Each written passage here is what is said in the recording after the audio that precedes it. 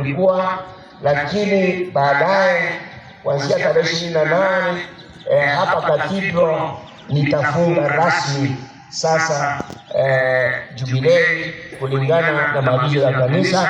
Hiyo msalaba itawekwa mahali ambapo itawakumbusha Wakristo daima ya kwamba lazima waendelee kuwa na matumaini.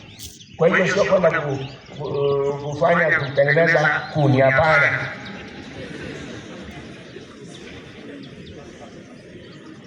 Kwa msalaba ambao uliwekwa kaashiria Jubilii, sasa kunakuwa ishara ya matumaini kwa kila Wakristo. Mahali unawekwa uwekwe vizuri, ulindwe vizuri, na kila Mkristo ambaye anauona anakumbuka ya kwamba kumbe Mungu ni Mungu wa matumaini. Ndio sababu tunapomaliza hapa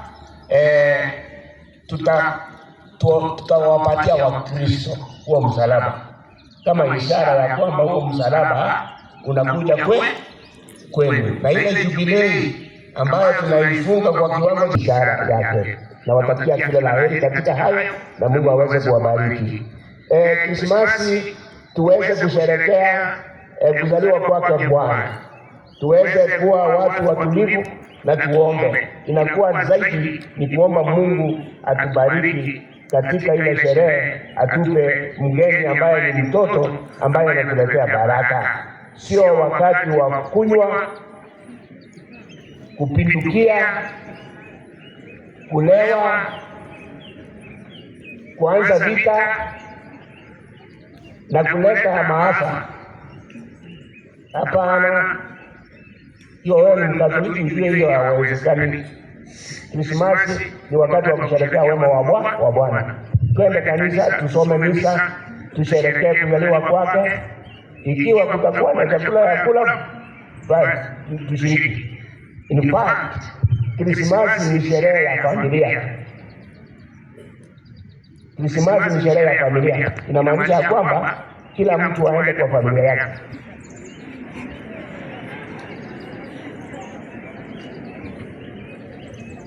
Ndio sababu watu wanasafiri, wanaenda nyumbani. Hata wewe unaenda nyumbani, ikiwa uende nyumbani, sasa nenda nyumbani. Enda angalia familia yako, waone kwa macho. Ikiwa kuna chakula, kula pamoja, sawa? In fact, tradition ya Christmas kwa familia ni pale ambapo ile vigilia ya Christmas, mzee wa familia anasoma sehemu ya Biblia kuhusu kuzaliwa kwake Kristo. Mzee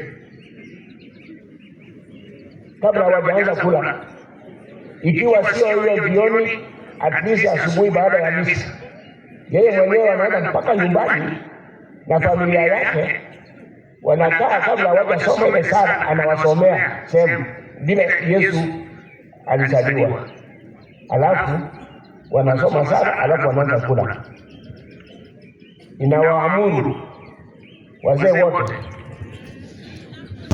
waanze kujiandaa hiyo sehemu ya mahali ambapo watasoma siku ya Krismasi, waende wakasomea familia zao.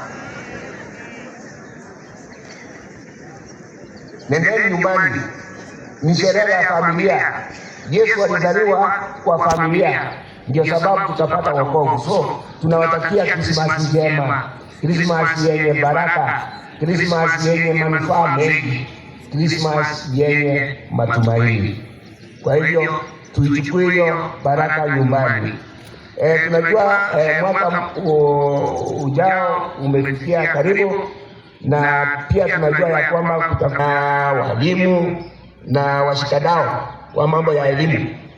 Tunaomba tushirikiane katika mambo hayo, tusije tukawakanganya wazazi na watoto kwa hayo mambo ya CBC.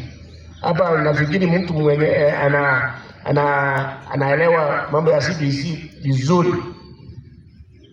Ni fadhali kuelewa, wakati mwingine hatuelewi, yani ya kwamba huo mtaala una maana fulani, lakini sasa lazima tufuatilie kwa utaratibu kuelewa ni nini maana haswa maana yake na ni nini inatakiwa kufanywa. Sasa hivi nafikiri watoto wanangoja wawekwe kwa shule, sijui inaitwa placement, alafu sijui watafundishwa nini. So hiyo mambo mingi inaweza kuleta mchanganyo fulani ambayo unatutanganya, lakini naomba tuweze kuelewa polepole, tusaidie watoto, kwa sababu ukishazaa mtoto akishazaliwa hawezi kurudi tumboni, si ndio? Hao watoto wa CBC wa grade 10 ndio hao watoto, na wao watoto ambao wanastahili kuelekezwa na wao wawe na matumaini. So tusaidiane ili mwaka usije ukawa mwaka wa kupingana wa siasa tu, na hali watoto wetu wajanga. Sasa mzazi, kuweni mzazi, walimu muwe walimu.